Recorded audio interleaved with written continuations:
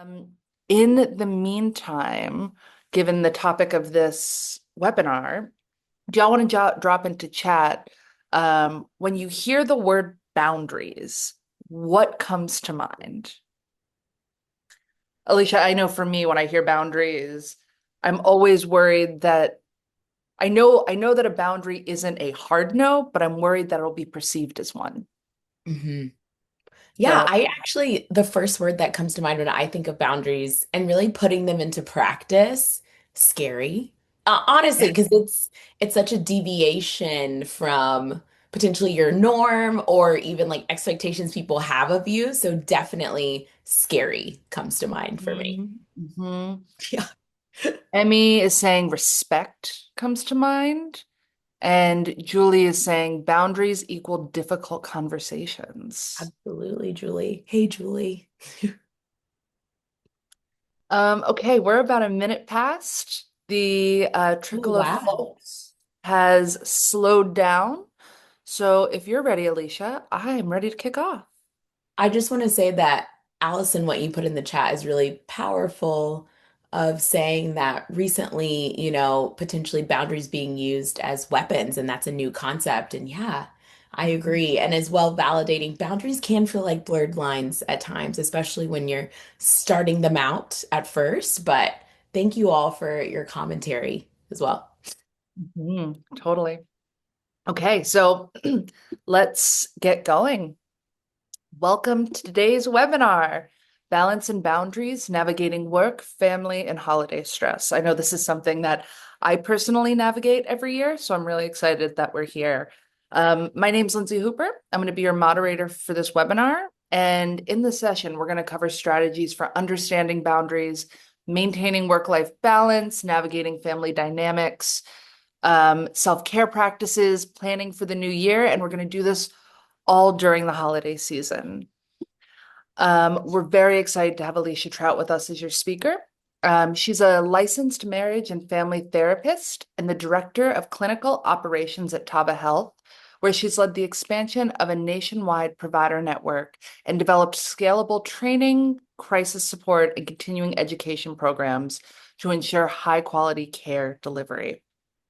With nearly a decade of clinical and academic experience, Alicia also serves as an adjunct professor at Philadelphia College of Osteopathic Medicine, where she mentors future therapists in evidence-based systemic approaches to mental health.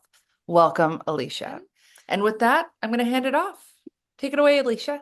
Thank you, Lindsay. And yeah, just as Lindsay said, definitely around this time of year, I think even since becoming a parent, feeling that more of how to navigate stressors, expectations, and try to fit everything in such a small amount of time can definitely be a stressor, which we'll talk about.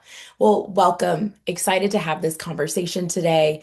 Definitely excited that we have some skills, like some actionable steps that you can take to be able to try to find some balance and try to establish boundaries during this holiday season. So, today on our agenda, we'll start with naming some of those holiday stressors. We'll help to define them, and I would love your feedback and input as well as to some holiday stressors you might be experiencing. We'll also define and talk about what boundaries are and what they aren't, which will then lead us into practicing how we can say no. Period. With that being a complete sentence. We'll kind of end our conversation with walking through some self-care strategies or really restorative care plan, I like to call it, because really we should be engaging in maintenance practices on a regular basis. And then also, how can we plan for success in the new year? How can we help also to plan for success throughout this stressful time of year? So, as Lindsay mentioned, we will have polls that we will be engaging in today. An easy way that we found is by joining via text. So, you can text my name, Alicia Trout, 566 to the number 22333. Again, that's my name, Alicia Trout. So that's ALISATROUT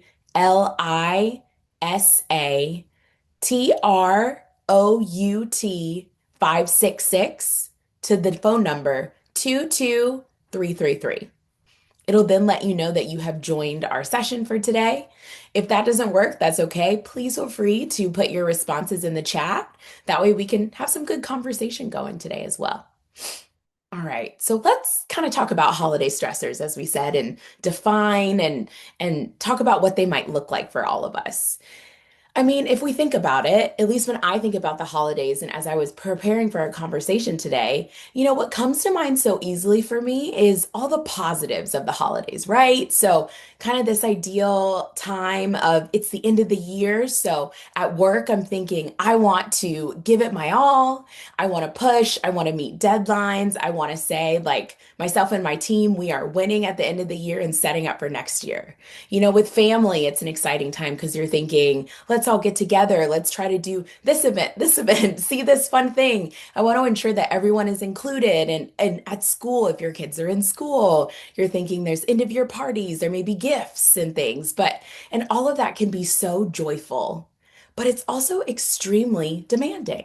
Right? Like, especially if you're the one that's planning most of those things or you have to make magic happen for people, it can feel really demanding during this time of year, especially a time when we might have other contexts coming on that might clout some of that joy we might be able to experience as well. So, really, during this time of year, we kind of experience a challenge, really. This holiday season, we experience a boundary challenge more specifically.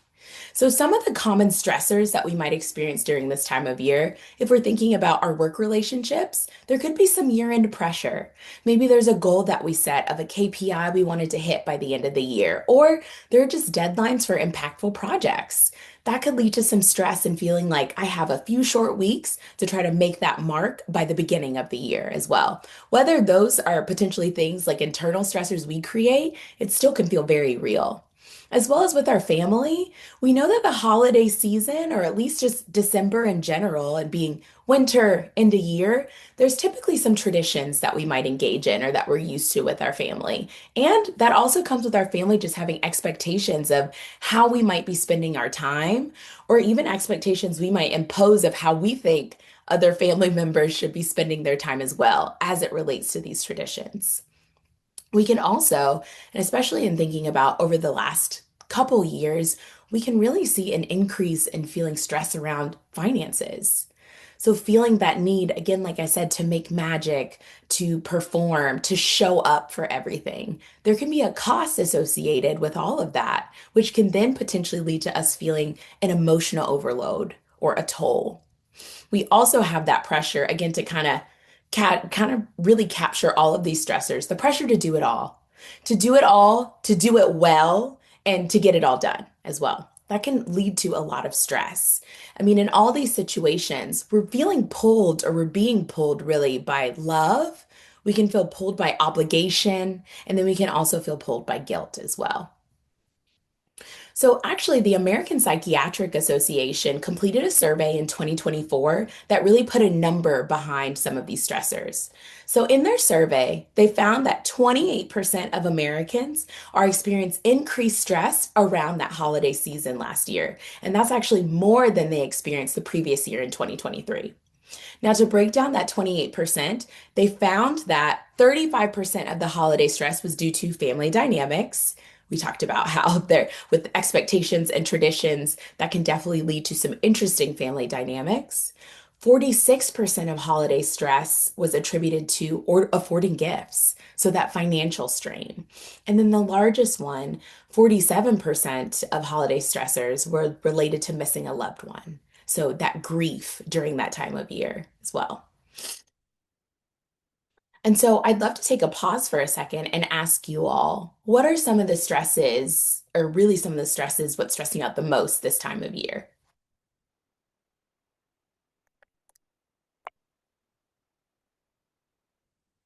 I see we're getting some responses in the chat as well. Time is something that we are consistently seeing. Time, and so it sounds like physical time being in multiple places at once, as well as family dynamics. Grief is coming up, so missing someone that we've lost. A great call out of family dysfunction as well, being a stressor this time of year.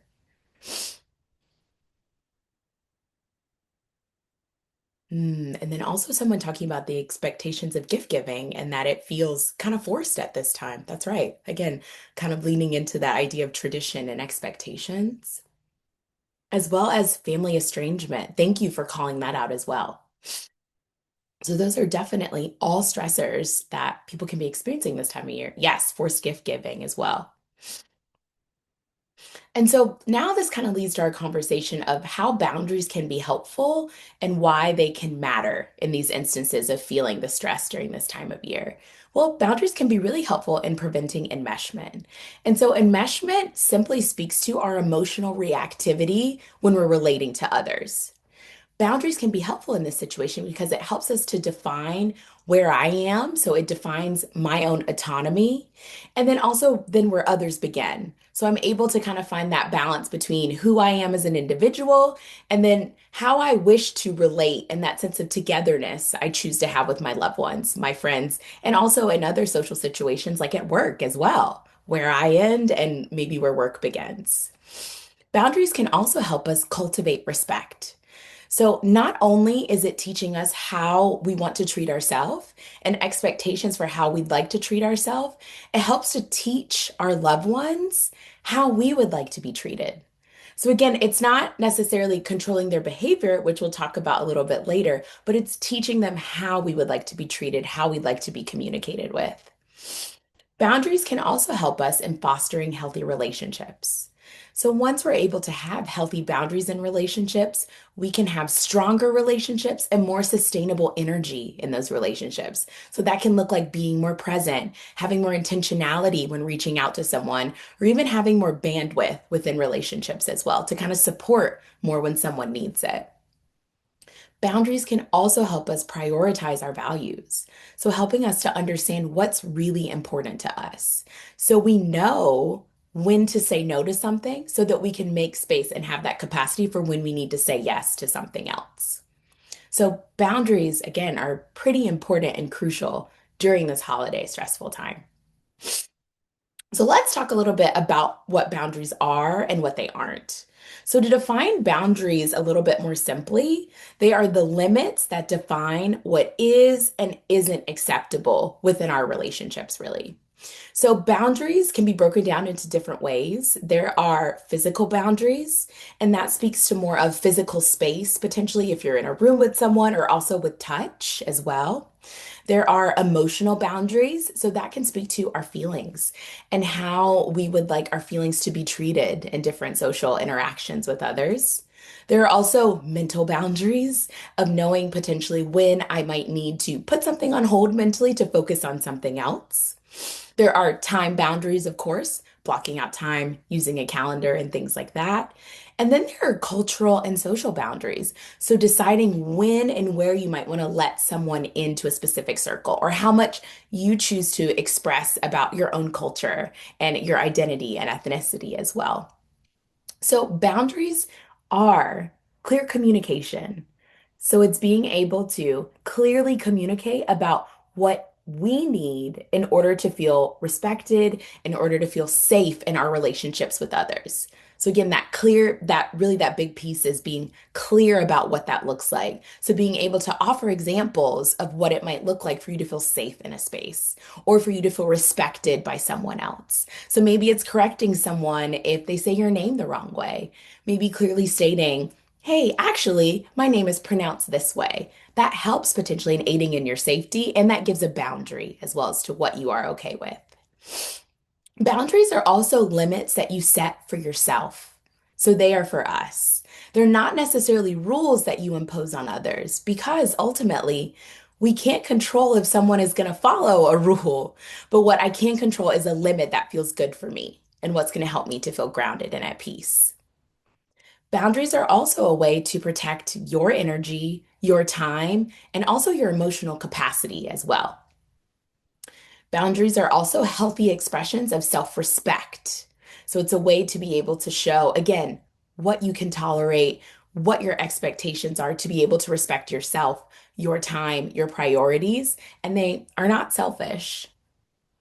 Boundaries can also be tools that help you to show up more authentically and sustainably because, again, you're creating space around what you decide to put your energy into, where your intentionality lies, so that you can be more present in those ways because, again, they were chosen by you.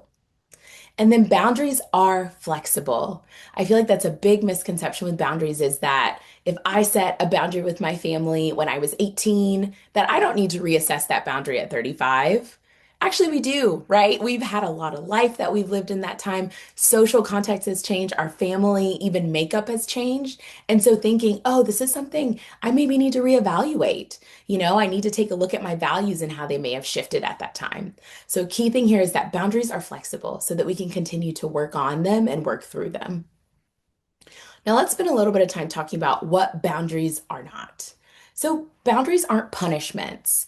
And I think that sometimes when we try to put boundaries in place with others, it may feel like a punishment to them, but they're not. It's not a way to control their behavior. It's clearly communicating what you expect and what you hope for and need. Boundaries are also not a sign of being cold or distant or uncaring. So, setting a boundary does not mean that you don't care for someone. It does not mean that you're going to potentially avoid them. It's just, again, what you need for you and your health. Boundaries are also not ultimatums. So, saying if you don't do this specific thing the way that I want it, then I won't see you ever again, or else that perspective. That boundaries are definitely not that. They're not as rigid. Boundaries are also not walls that we use to shut people out or to avoid being able to connect with people. So we're not trying to have cutoffs in our relationships and cutoffs with others. Boundaries are also not a means, again, to control by demanding that others need to change, because that's not something that we can actually control. They're actually choices, again, that we are able to say yes to or to potentially say no to. And again, just reinforcing that boundaries are not fixed, they're not rigid. They have to be able to shift with life and context. So now that we've taken a second to talk about boundaries, we're going to transition into our next section of talking about how we can actually say no. And then we'll also talk about what stressors and boundaries might look like across some of our environments.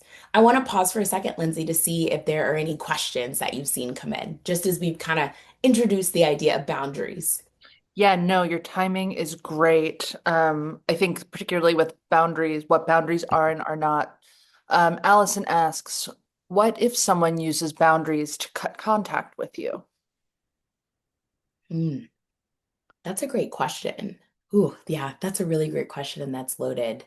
And so I wonder when that boundary was communicated, how it was communicated essentially, like what they might have said about cutting ties. Because that kind of brings you back to, I wonder if it was kind of an ultimatum of, if you don't do this, then we will cut ties, which is so difficult. But also thinking in those situations of when potentially a boundary for someone is, I can't talk to you. I think that gives us time to be able to say that I can't control that person. And that's their wish in this moment, is to not be able to communicate with me. And so that's then creating space for me to either process that relationship. Maybe it's even grieving that relationship, but that's also creating space for me to be able to focus on someone else and to be able to say yes, potentially to a different relationship or a different thing that matters to me too. Great. Thank you. And she's expanded and said I have situations where ties are cut without communication and it is used as a reason that they have cut ties. Sounds like it's not actually a boundary. Yeah, thank you, Lindsay. Yeah, that does not sound like a boundary to me. That's leaning more towards ultimatum punishment. Like that isn't sounding like a clear boundary, because we said we need clear communication in order to have a boundary. Totally. Thank you for that. No, thank you. Any other questions? That's what we have so far. Great reminder for folks to get your questions in. Yeah, thank you. Okay. So let's first talk about signs that you are overextending, which might then help you lean into the message of how you can say no, right? So, if you start to notice that you're consistently feeling fatigue or tired, and I'm talking about that, not the tired where it's like, I just need to take a quick nap and I think I'll be okay. I'm referencing the tired where you physically just feel exhausted. Getting out of bed is hard. You might be feeling foggy, even mentally, because you're so exhausted, and emotionally, you're tired. So, either that means you are more reactive, more quickly, or potentially just kind of like passively paying attention to things and not present. But that could be a sign you're overextending. Again, if you're just feeling so exhausted or potentially feeling resentful. So if someone asks you for a request, you feel resentful that they asked you at all. Another sign is saying yes, but secretly wishing you'd say no. This happens so often, right? Especially if we're used to that role of being the helpful one, the caregiver, we're the go-to. And this can happen in our work environment, family, or other social relationships. But we want to say yes so bad because we want to be able to help someone else and really take care of someone else. But you then start to feel like, oh, I wish I'd said no to this. Like, I just don't have the capacity to give what I need to. Another sign that you're overextending is really struggling with being able to relax. If you start to notice that, hey, I'm gonna take an hour to myself to do something, but that hour was actually spent thinking, like, well, let me plan this, let me do that. Oh, if we did this, like maybe I can put in my Instacart order, like I can do all of this during that hour of time. That's a sign that you're overextending yourself. You're not actually giving yourself time to relax, to recuperate from the stressors that you're experiencing. And then another big sign, and I know this could even be my own personal red flag, like, ooh, Alicia, we need to take it back, is if I start dreading certain interactions. And that could be interactions with family, that could be interactions with friends, but thinking, oh, I just don't even want to try to socially put myself in a place to be present to do this at the moment. So now that we talked about signs that you're overextending and why these boundaries can be helpful, now let's transition into practicing the boundaries. Because I know a lot of times we think, well, what am I supposed to say if someone asks me something? I just want to say yes. Well, here's some really cool phrases that you can keep. Feel free to write them down. And I believe we're also sending out the slide deck as a resource at the end. But if someone asks you maybe to hop in on a project, instead of saying, I'm too busy for that, which, definitely gets the message across that you don't want to do it. But it might not be the most collaborative perspective that you want to share with someone or the most collaborative narrative. It could feel potentially negative for that person that's asking. So instead of saying, I'm too busy for that, you could say, I'd love to help, but I'm at capacity. So with that first part of saying, I'd love to help, it honors who you are, right? You love to help, you love to contribute to your team. And then it's also being really clear and saying, but I just don't have the capacity to at the moment. I don't have the space to add on that project. I don't have the space to add on that event. I'd love to, but it's just not an option at the time. So, see, we're not closing the door. We're just saying at this moment, here's just like a boundary of like, I can't give to that at this moment. Another example. So, again, if someone potentially checking in on maybe something that you were supposed to do, like a deliverable, instead of saying, I don't know when I can get to that, we can potentially say instead, I'm happy to revisit this after the holidays. Now, with saying, I don't know when I can get to that, that's not necessarily helping that other person, right? Like they potentially need to know, like, okay, when can someone get to this project or when can potentially we go to this specific place? It doesn't really give an option for a solution. But when we say, I'm happy to revisit this after the holidays, hey, that means in January, I know I can circle back. I can hit you up and then we can have a conversation about how we can move forward with the item that we need to move forward with. Please feel free too to drop in the chat if you have other really good go-to phrases that are helpful for you when you're trying to assert that boundary as well, that you found to be positive and also successful. And so, just as we again tab this and we talk about how saying no is okay, just a reminder that every time that you do say no to something, you are creating space, as we talked about with our question and answer, for a more intentional yes. So, you're creating space for a relationship potentially to blossom. You're creating space for a project and being able to give to that more specifically, or maybe it's a relationship even within your family. But again, each no can lead to that intentional yes. Hopefully, that relieves some guilt there as well. Again, because we know discomfort can happen when we're starting to change. So, thinking it's okay that I said no because that gives me room to say yes to something else. So let's look at boundaries again at work. We'll start with work, and then we'll also talk about family and social boundaries as well. So here's some good tips of what you can use at work to assert some of those boundaries during the holiday season. So first is clarifying your availability and actually sticking to it. Okay. So we have great tools at work, right? Like we can use our calendar to kind of block off, hey, this is a focus block for me. Maybe this is a time when I need to leave early if I commute to pick someone up or to head to an event. And then even putting on a calendar block, this is space where if you need to schedule over, you can. I've seen that and that works so well.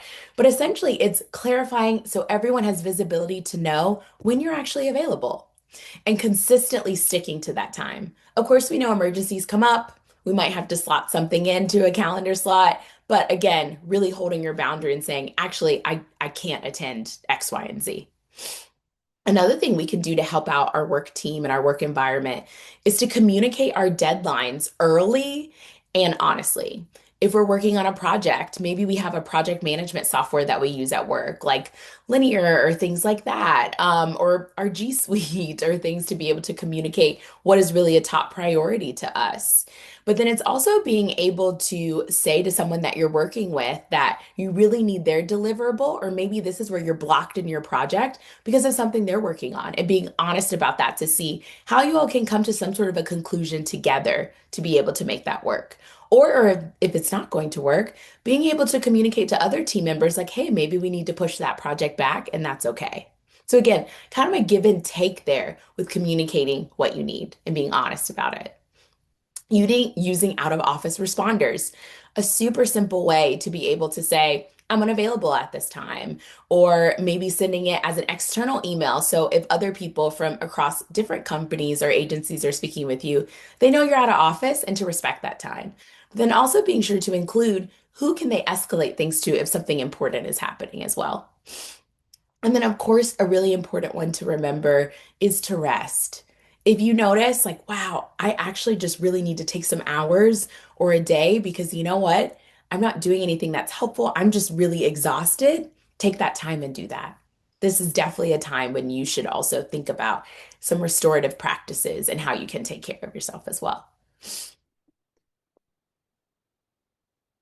So, now let's talk about family and social boundaries specifically.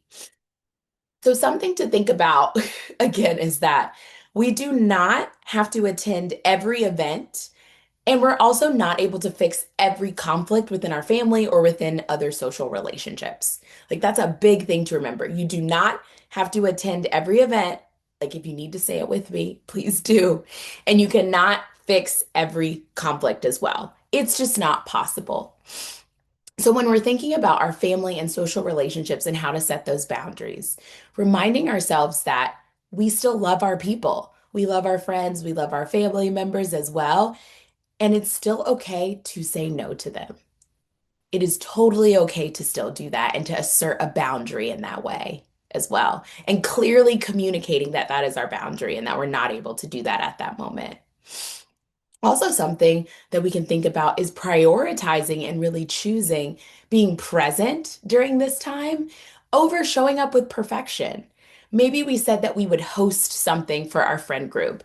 And in our head, you know, when you get excited, when you say, I'm going to host something, it's like, yes, I'm going to order all these things. I'm going to bake all this stuff. I'm going to decorate my house. It's going to look like this and that. And we get so excited.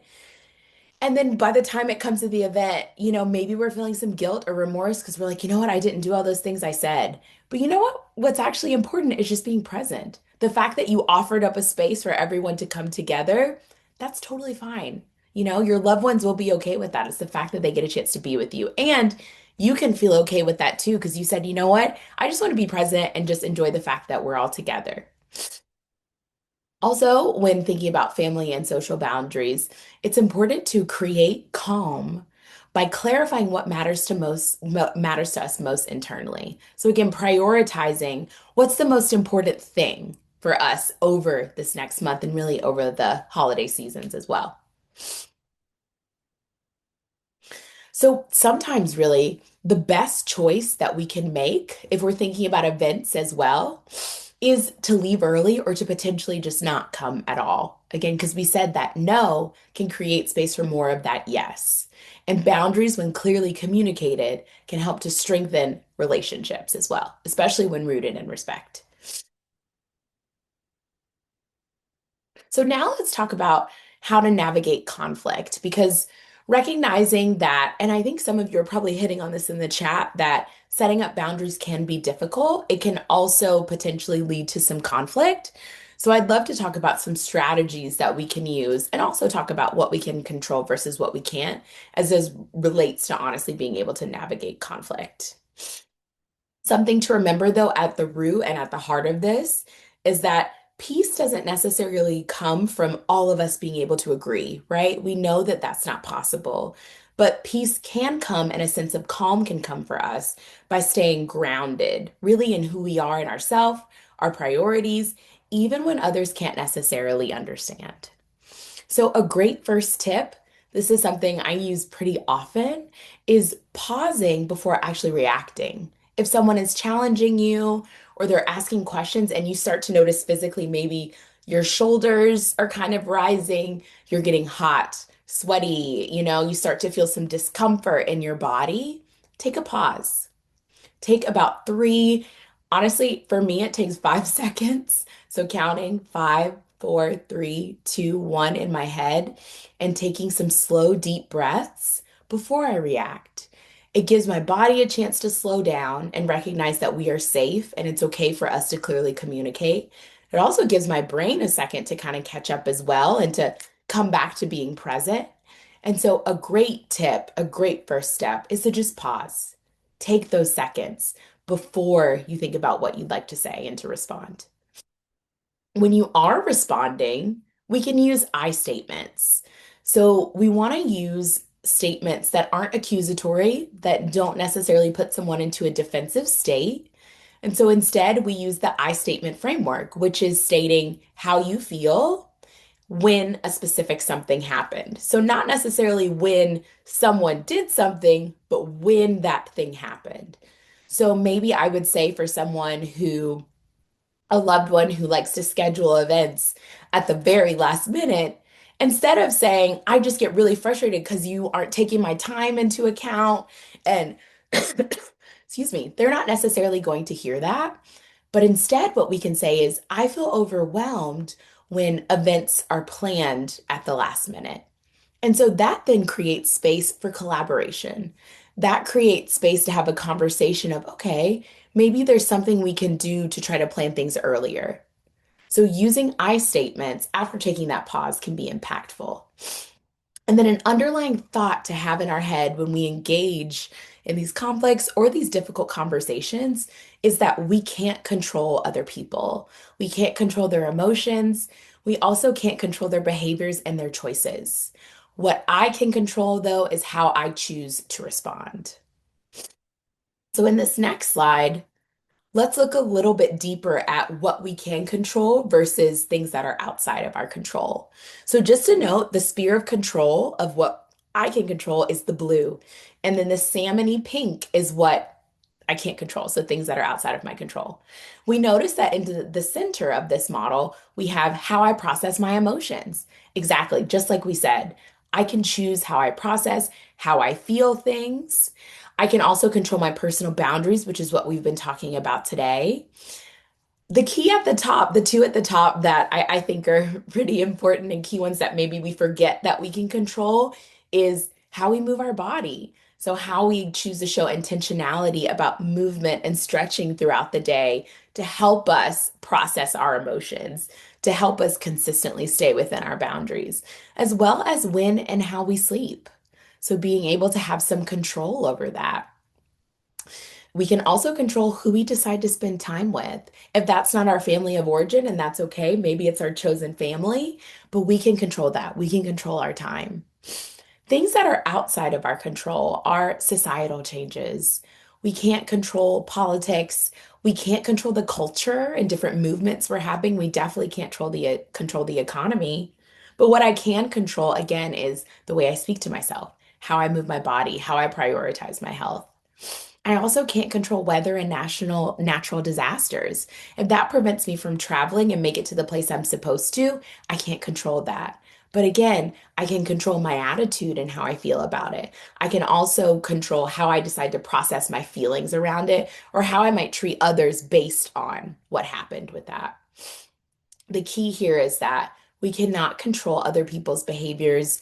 We also can't control how they treat us, but we can again control how we choose to treat them and how we choose to treat ourselves.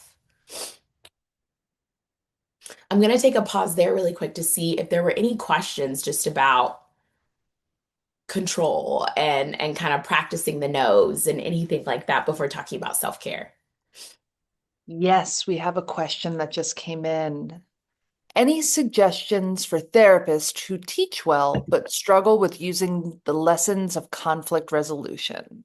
Oh man, I feel like we could maybe we should schedule a consultation and talk for like an hour because I feel like that is something that can be pretty common in our field. But yeah, I think something that I try to remind myself when I see myself struggling with things that I might tell other people to do is I think normalizing for me that it's okay for me to struggle with it because I think that then creates space, at least for me personally, to make mistakes.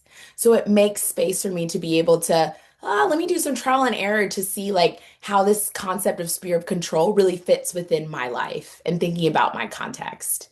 So yeah, it's just kind of again normalizing it's okay that I'm struggling and then realizing I don't have to be perfect about it. Like I don't have to do it all the right way just because it's what I talk to my clients about or what I might teach about in a class. Wonderful. Thank you. Those are all of our questions for now. All right, thank you, Lindsay. So let's talk about self-care strategies and really energy management, which I love the way that it's described here as energy management, kind of restorative practices, meaning that it's a routine and not just a one-stop shop one day that we try to restore all of our energy. So, great tip here, starting our day with intention. Something that could be really helpful, difficult, but helpful, starting our day without our phone, instead of immediately waking up and checking to see, like, oh, how did the game end? Like, yeah, like, let me check social media really quick, check my email so I could be up and ready to go for the day. Instead, taking a really quick moment to take a breath in that moment. We can also, too, when we wake up, practice some stretches, even depending on where we're sleeping or how we're sleeping, but rising out of bed and kind of curling over to fully stretch and release our body and moving our neck all the way down to our feet is something that can be super helpful to start the day. And then if you notice that you have a little bit more time, maybe 5 to 10 minutes, and you feel that writing is a really powerful way for you to express yourself, maybe journaling. So journaling your thoughts for the day, your feelings, also potentially too focusing on what are you thankful for? A practice that I like to do when I wake up in the morning is like being thankful, like, okay, I woke up this morning. I'm thankful that I'm safe, my family's safe and protected. And I feel thankful that I'm able to now go move my body. And I feel thankful of all those things. And that's how I kind of start my day. Something else that we can do, I love this tactic, is scheduling rest like a meeting. So, again, scheduling rest so that we actually prioritize it is really what we're trying to say here. So, making sure that we have some intentionality around planning that time. So, maybe scheduling rest, we're doing that and that's our yes, because we were able to say no to something that would potentially drain us. So, maybe scheduling rest looks like if we have the funds to do so, maybe it's scheduling something of self-care like a hair appointment, nails, making sure you schedule that time for the gym if that's something that's important to you and getting that movement in. But also too, like something that could be budget friendly is saying like, I sleep in until this time on this day. And maybe that again is the time that we're saying to schedule our rest. But either way, the importance here is being able to take care of ourselves and really taking care of our body. We get the one body, so it's important to take care of it. Another thing that we can do is engaging in small moments of mindfulness. So, really small moments of recovery throughout the day is something that can be really impactful.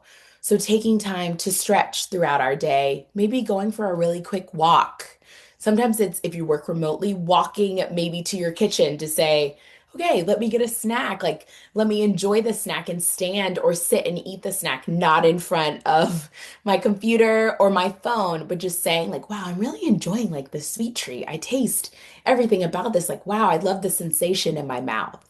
But again, taking those small moments of mindfulness. Now, question that we have here, what are some of your favorite self-care practices?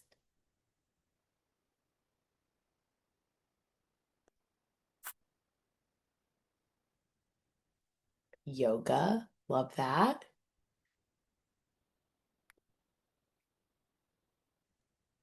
Ooh, some people are saying doing something creative. I love that for you all. Sometimes being creative makes me feel a little stressed because I feel like I have to do it the right way. Oh, yes, consistent exercise schedule. That's me all the way. Oh, time with friends and also alone time. I love that. That's really fostering the sense of togetherness while also needing that sense of autonomy as well. That's great. Oh, reading can be so cool to escape with reading or to enrich, depending on what you're looking for. Ooh, skincare. Love that. Love that. These are all such great ways to take care of ourselves. Oh, listening to music. Yes, very therapeutic. Laughing is great too. These are all such great responses. Lindsay, did you have any self-care, your favorite self-care practices? Oof. So I live in New York, and my favorite thing in the world when I need to screw my head on straight again is to grab my best friend and her dog and just walk. We'll just Mm, pick a direction and walk until we find something interesting. And by the end, my head is usually clearer. that's awesome. I feel like that's probably so mindful too, because you're just like, I'm just taking in the sights of this walk, like the smells, how my body feels. That's a really cool idea. I love that. And add a dog, it's only going to Mhm. make it better. In my Yes, yes. Ooh, and someone said too, meal prep. Oh, I love that. That's super restorative. And that's also setting you up for a win, which we're going to kind of talk about of planning for success.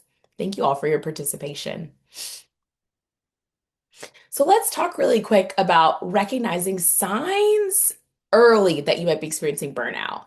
So again, maybe you aren't quite engaging in self-care or the restorative care that you need to. So here's some signs that you might need to key into if you're starting to get close to that point of burnout. So first one is very classic, being irritable. Being pretty grumpy, being quick to be emotionally reactive to other things, not having that patience or window of tolerance, and also potentially experiencing some withdrawal. So feeling again like isolating, like, I just don't want to be around people at this point, or I'm not going to engage in some social interactions that I used to. We also can see trouble sleeping. Part of that actually can be a difficulty with slowing your brain down, but definitely having that trouble sleeping, which is going to continue that loop of just feeling exhausted constantly. Also, we can see signs of feeling detached, also feeling numb. Again, that kind of passive feeling of, okay, it is what it is. Like we've done the best that we can and just not feeling that drive potentially that we used to. And a loss of joy in things that we previously loved to engage in as well are all pretty classic signs of recognizing burnout within ourselves. So now that we've talked about how to recognize burnout, let's talk about then how we can try to plan for success to circumvent potentially feeling some burnout around this time of year and in looking ahead as well. So the first thing that we can do is start to reflect on our year that we had. Two great prompts that we can ask ourselves is what actually worked? Like what worked over the year? You would be surprised if you actually take the time and put the intentionality into it and think about it, that you could list probably a few things where you're like, oh, wow, like that did actually work for me this year. I loved that that happened. That was a positive experience. And then on the converse, or the contrast, excuse me, we'd want to ask ourselves, what drained you? What drained me this year? And I love the way that it's phrased as what drained me instead of what didn't work, because drained really speaks to the emotional toll that something took on you. So thinking about what drained you. Also, you can think about what brought you the most joy over the year, and what necessarily you can leave behind or don't necessarily need more of.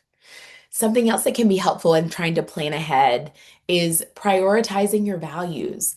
What do you want to prioritize? What's important to you?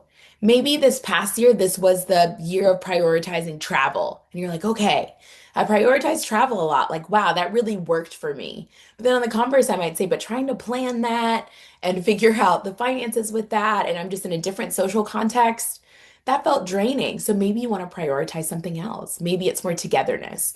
Maybe it's more time spent at home and making it the space that you really need to feel comfortable there. But again, just taking that time to prioritize what's important to you. And then also defining your non-negotiables. You're a different person now than when I'm sure you thought about this maybe the previous year or even a couple years ago. But figuring out what are the things that you find important and then also expect from yourself and others around you. Essentially saying, like, I'm not willing to budge on this. Like, this is the boundary, this is the non negotiable. So, writing that down for different aspects of your life, like work, family, and social relationships, is something that can be pretty powerful as well. And for our clinicians that are on today, these could be great end of year prompts as you're working with your clients too. So, thinking about tools for being able to maintain some of the balance that hopefully we're able to start setting up today is having a 2 minute reset each day. So, doing that daily. That could be taking time to take a quick breath. That could be taking time to write something down, stepping away, but giving yourself 2 minutes. I think we can probably do 2 minutes out of 24 hours in a day. That could be a great challenge. Also, for work, if we're thinking about it, having weekly no meeting blocks. That doesn't necessarily have to be a block of a full day because totally understand that that's not everyone's setup at work. But maybe scheduling focus blocks like we talked about, or scheduling time that's like, I'm actually scheduling time to eat and I'm not going to put a meeting over that. But thinking about how I can be intentional and creative with my blocking and timing at work. Engaging in a monthly reflectional journal, which can help you to look back or have a post-mortem to see what were some areas that were challenges or caused heartburn, and how could I potentially remedy that and work on that. And then, of course, one that we love is therapy check-ins. So, meeting with your therapist once a week, 2 times a week, or even once a month if that's helpful, and being able to just, again, engage in that balance and realizing that therapy is a part of maintenance. And so, kind of like okay, let's see what you took away from this. What's one boundary that you think you'd like to set based on our conversation that we've had today?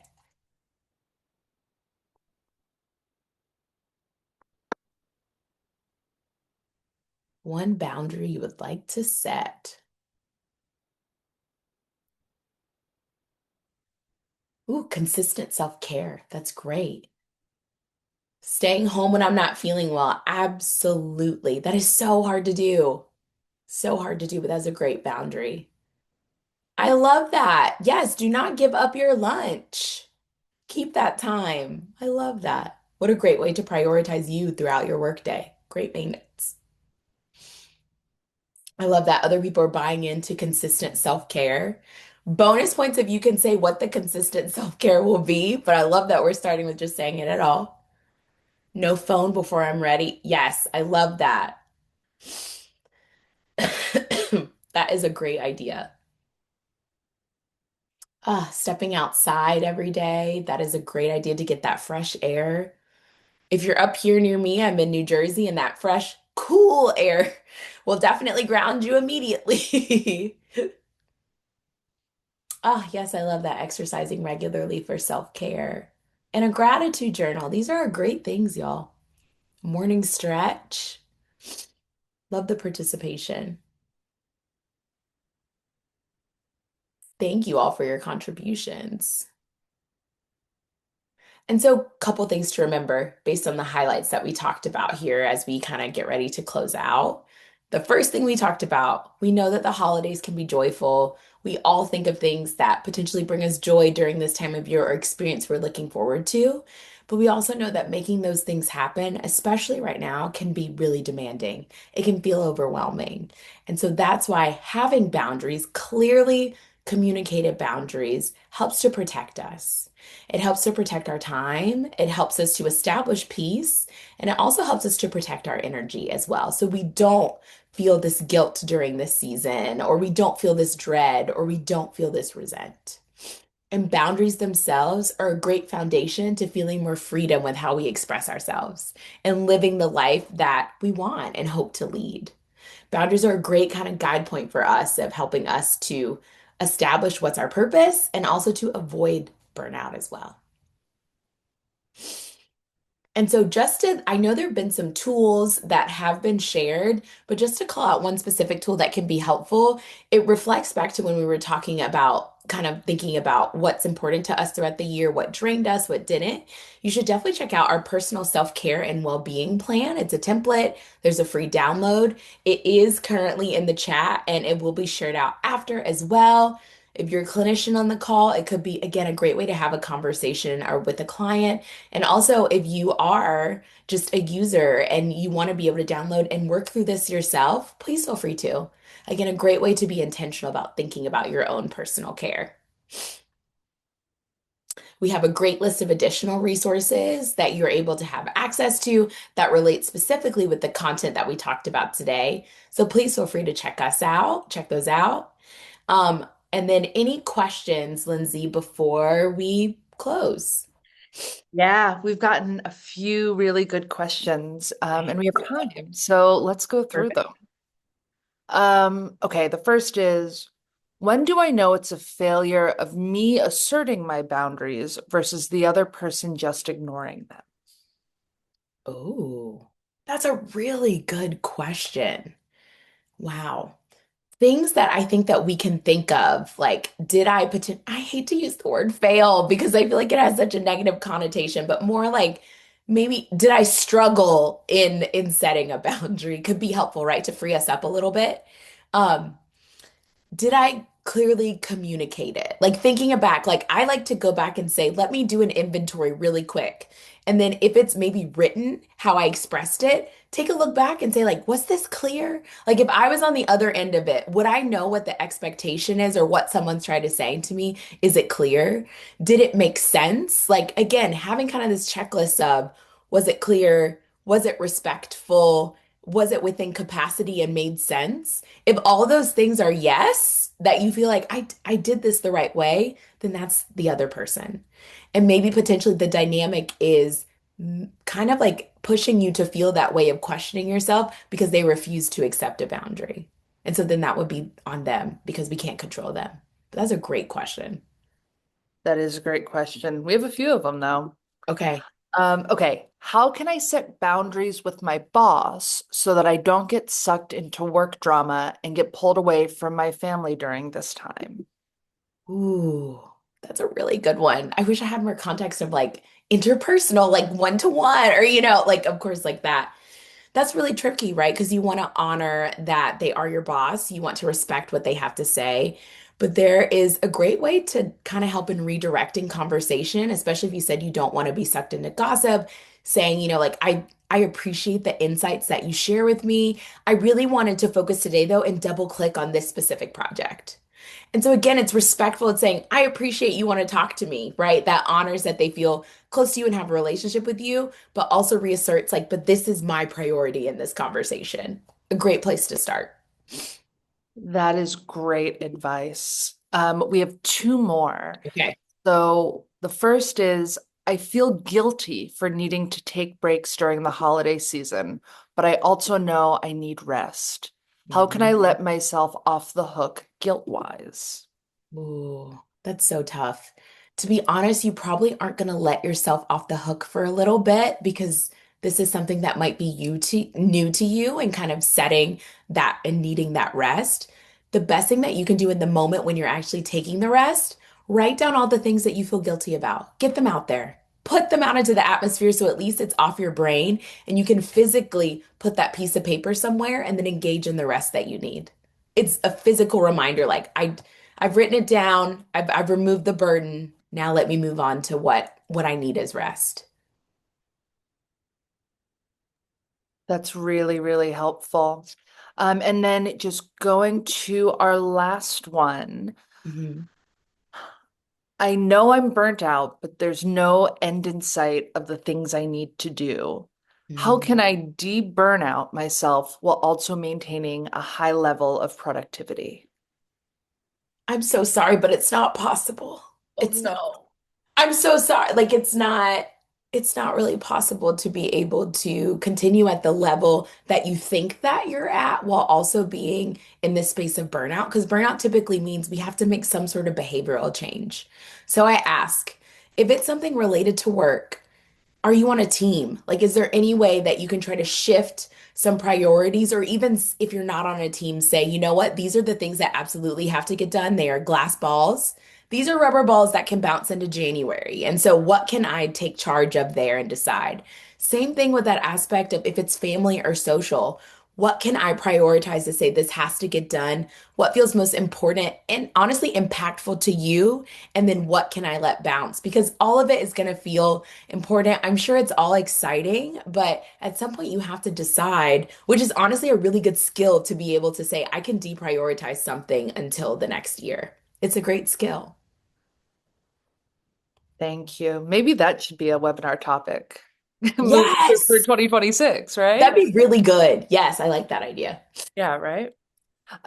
So those are all of our questions. Awesome. Any final thoughts, Alicia, before we wrap this up? Yeah, I just wanted to say thank you all. I love the participation in the chat. It was great to be able to talk with you, to hear about what you're experiencing, your self-care, your boundaries you're going to try. I really appreciate it. And also just to say that I am wishing you a happy holidays, and I'm hoping that you are able to achieve some sort of calm in all of this year. Wonderful. And Alicia, thank you. I mean, I work with Tava and these webinars are even helpful for me. So thank you. Thank you Of so course. much. This is actually Tava's last webinar of the year. I'm about to drop the link in the chat right now for our upcoming webinars in the new year. And we hope to see you then. And in the meantime, like Alicia said, a calm and joyous holiday season to all of you. Thank you. Thank Bye. you.